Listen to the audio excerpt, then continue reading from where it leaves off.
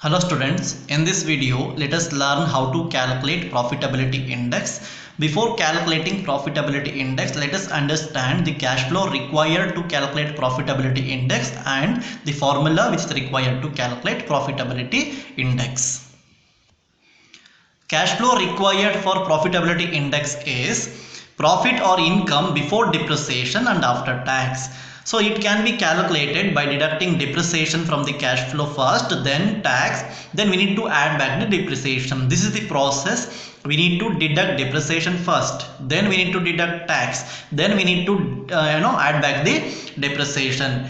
In the same process we have to determine the profit or income before depreciation and after tax. First depreciation we are supposed to deduct, then tax, then we need to add back the depreciation.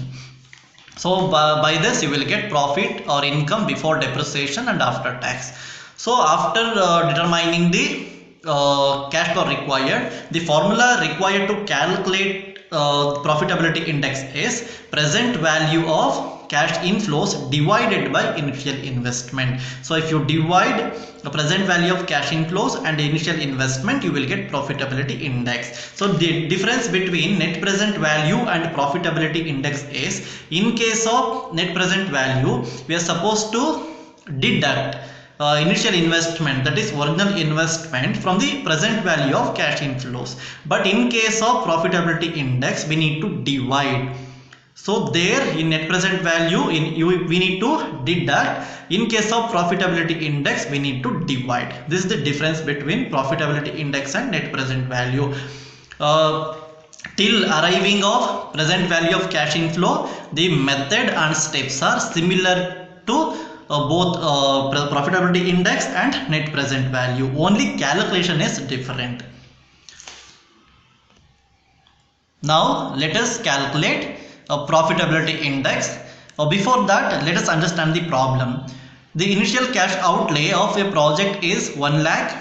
This is the original investment. 1 lakh has been invested by the company on a project, and it generates cash inflows of rupees 40,000 for first year, 30,000 for second year, 50,000 for third year, and 20,000 for fourth year. Assume a 10% rate of discount. Calculate profitability index. So by assuming 10% discount rate, we need to calculate profitability index, and they have given a 10% discount factor for 4 years. For first year it is 0.909, for second year it is 0.826, for third year it is 0.751, for fourth year it is 0.683.